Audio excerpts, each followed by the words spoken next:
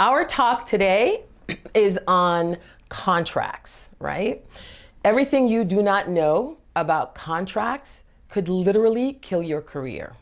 Our guest today is the amazing, the incredibly beautiful and talented Miss Maxine Jones, former lead singer of the amazing group EnVogue. She knows a lot about contracts, and she's here today to share some of her experiences with us.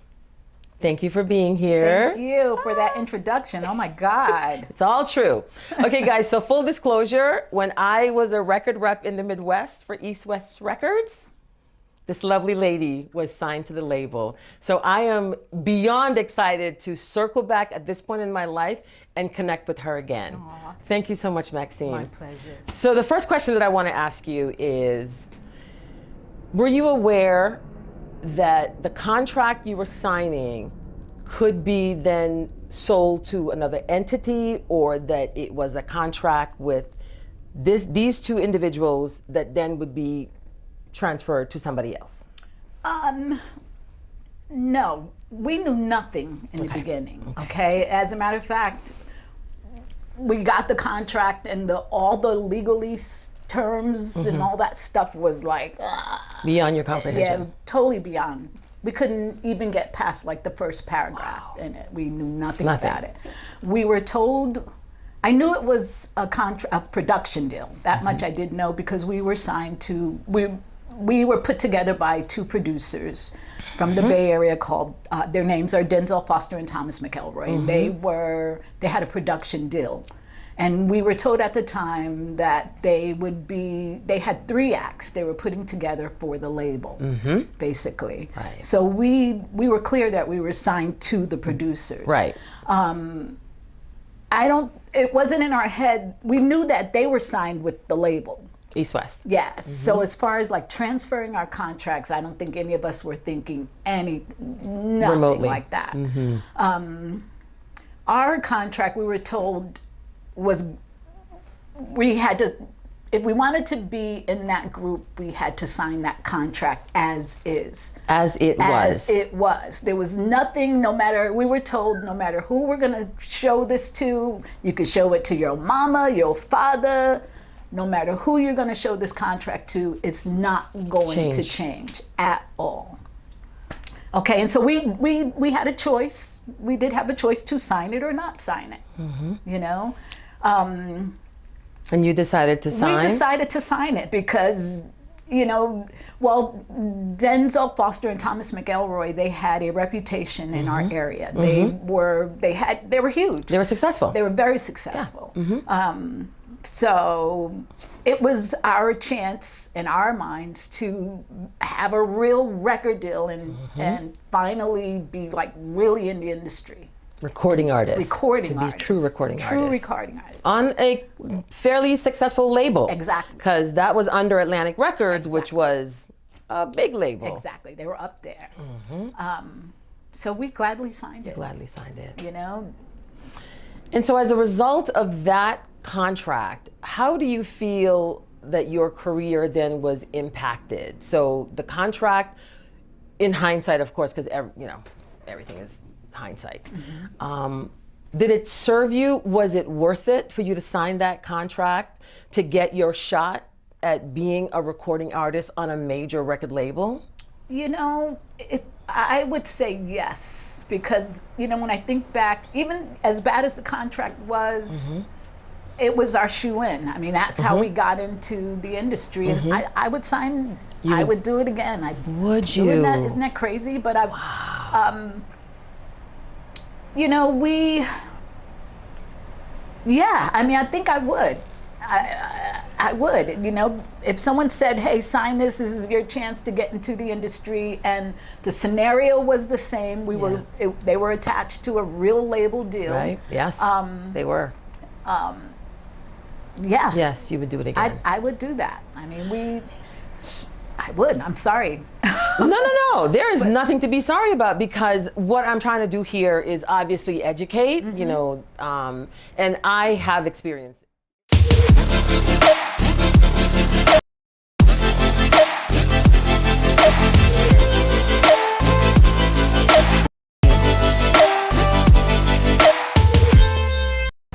So Maxine, can you tell us, the audience, what is a production deal versus a record label deal?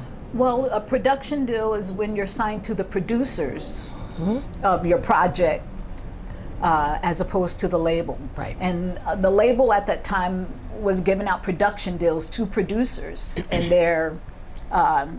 their concepts, basically.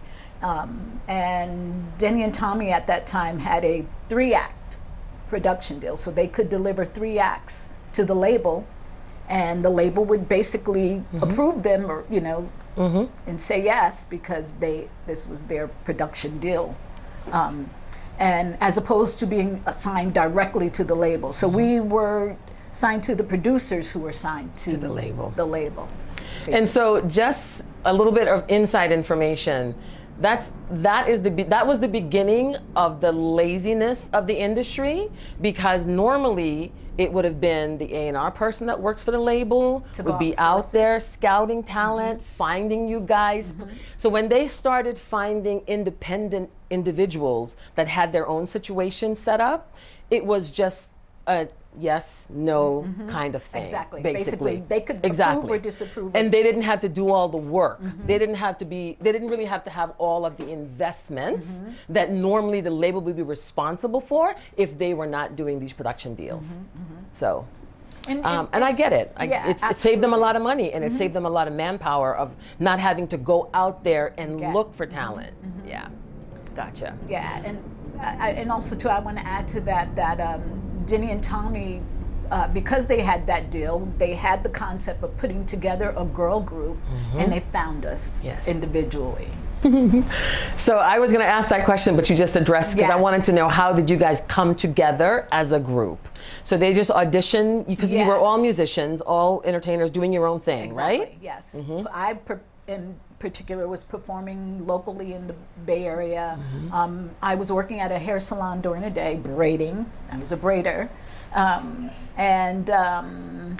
had been hearing and working at night, singing background and trying to be a solo artist for too. other groups and yourself, right? Exactly. And then, we had, the word was around that Denny and Tommy were trying to put together this girl group, and you had to be recommended to go to the audition. It had been like months, and I wanted to go so bad to this audition, but nope, you had to be recommended. Nobody was recommending me. And did you know people that knew them that could recommend you? No, but I did know people who had gone to the audition.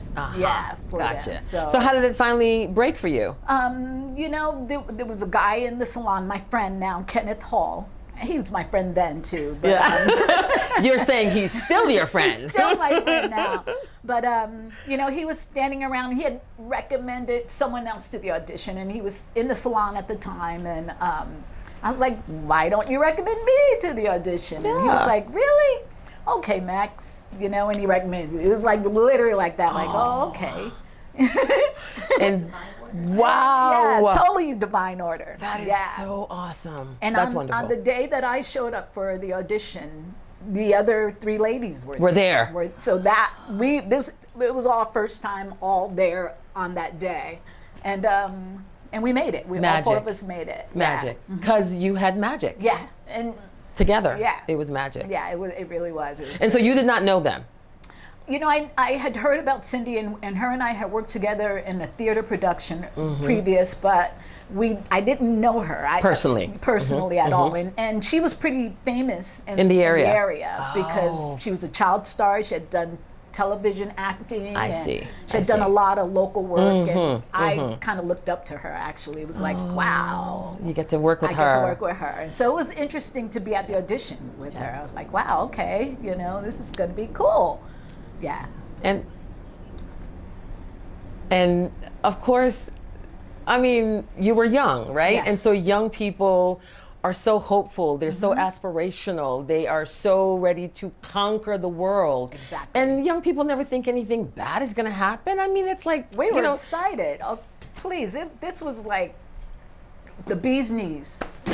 Totally. Yeah.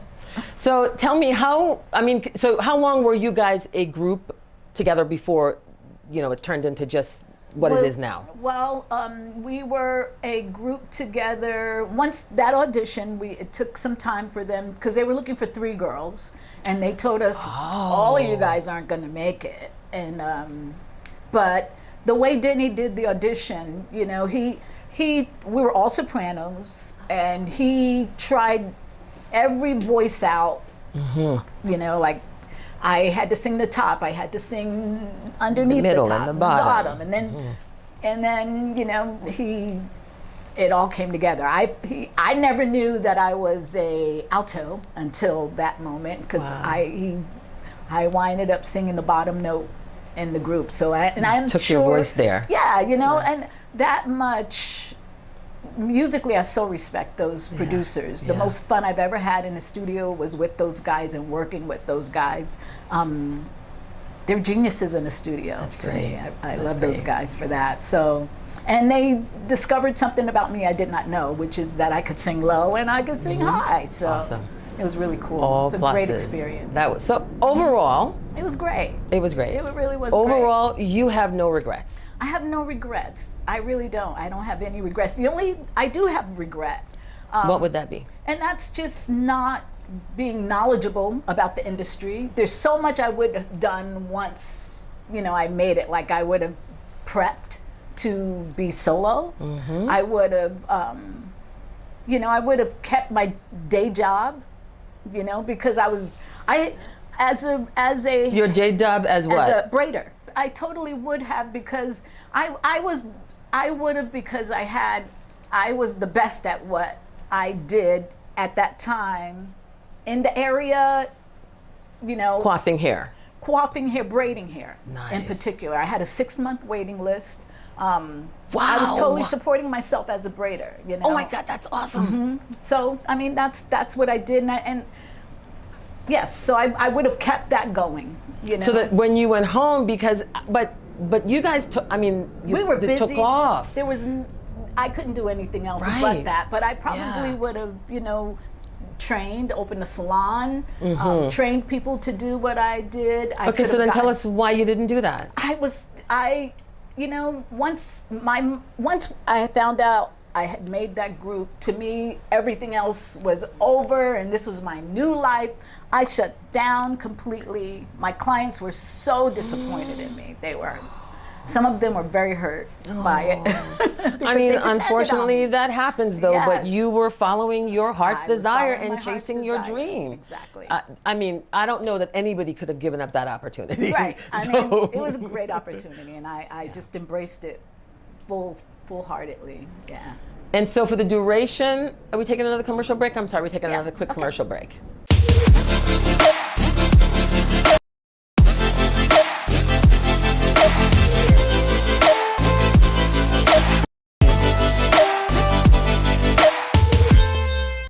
And we are back having an amazing conversation with the gorgeous and talented Miss Maxine Jones. So thank you for sharing all that you have thus far with us. I have a lot of respect for you, not just because you're an amazing talent, but I think you're an amazing human being, and you have so much grace and so much humility. I know that there are amazing things in your future. So tell us a little bit about what have you been up to since that chapter of your life closed? So much has happened in just this last 2 years, even during COVID. We're in right? COVID right now. Oh my gosh. But we've opened a studio, this fabulous place that we are in right here, now. And it is gorgeous. Yeah. What is your studio's called? It's called StarMAX Content Studios. What is it, Brian? Tell us. StarMAX Custom Content. StarMAX Custom Content Studios. Excellent. Yes. Yeah. And you're going to be doing what? We're going to be, this is a place where folks can come in and create custom content. And we're just making it, the cameras, the studio. Like we're doing. Our sound stage, our LED wall experience. I saw that. Available to the so public. fabulous. Yes. So you have always been an entrepreneur because you started off with your hair business. You became an entrepreneur basically during the music, and now you're back owning. So you have Like, I know that that is the most exciting It's very thing, exciting. to be in your own space. Ain't nobody coming here to put you out. Ain't nobody coming here that you didn't invite in. And Exactly. is that not the most amazing It's feeling? awesome. It's awesome. How did that come about? With my amazing partner, Brian Martin. Okay? I know him. We know him and we love him. Awesome. Because I rekindled my relationship with you because of him. So yes. Yeah. Very You know, creative. He's very creative. He's a corporate genius, in my opinion. You know, he just took my whole experience and combined with his experience, and we created this experience. It's wonderful. You know, he just had a good mind to put it all together and how we could integrate, you know, all of our experiences and our talents, and that's this. Brian's dad was in the film industry. Quinny Martin was a producer and editor on so many classic films and TV shows. And, you know, just that combined with my experiences and Brian's corporate experiences, this is the result. Yeah. And it's beautiful. I'm so happy. I know. I love coming here every day. Isn't it wonderful? Like that is the best thing that you Yeah. can say, that you can't wait to go to get the here. place where you go to work and you create. How many people can say that? That is a That's tremendous blessing. It's Yes. a dream come true for me. It's what I've been visualizing, and here we are. I love these photos that are up here. I mean, I think you always look fabulous, but these are amazing. Can you tell us a little bit about the photographer that did this for you? I love this guy. His name is Jerry Guionis. He's renowned, world renowned. Yeah, he captures. Yeah, and he just did these for us, and I love these. This particular one over here was from a set we did for, I think, Glamour magazine back in the day with EnVogue, and this was just gorgeous. I only had a little tiny shot of it, and I had to blow it up, and I made that. Sorry, producer, telling us. It's fabulous. It's you. You look fabulous. Thank Of course, you want to make it life size. Yes. So, okay, I know you have got to be working on new music, because I know not just me, but your fans are waiting. So, Yes, new what we got music. coming? We got. This is September. We are gearing up to release new music, a new project, and along with my book. You have a book coming? When are we going to get this All the book? questions that you're asking me. Because I know we're all just gonna be touching we're just On the skimming the surface, surface. yes. We're not even right here. Exactly. You have a lot to tell. You have literally, how many years have you been in entertainment now? Oh, 30.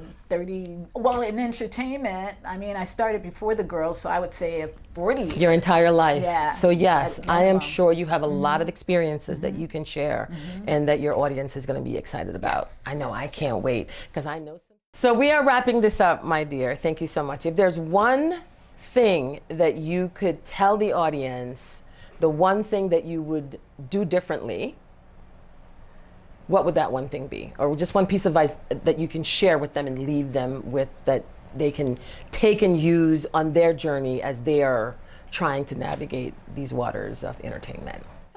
You know, I talked about how I would sign that same contract. Yes, again, you did. But I would definitely recommend people understanding contracts. Because I could tell you that I got presented with a non-negotiable contract recently, and I would never sign a non-negotiable contract again. You know, certainly not with what I know now. I would not. Exactly. And I think as a group, we were lucky enough to be able to renegotiate that. You know, and you learn, you know, and during the whole renegotiation process, you learn everything about contracts. You really, really do.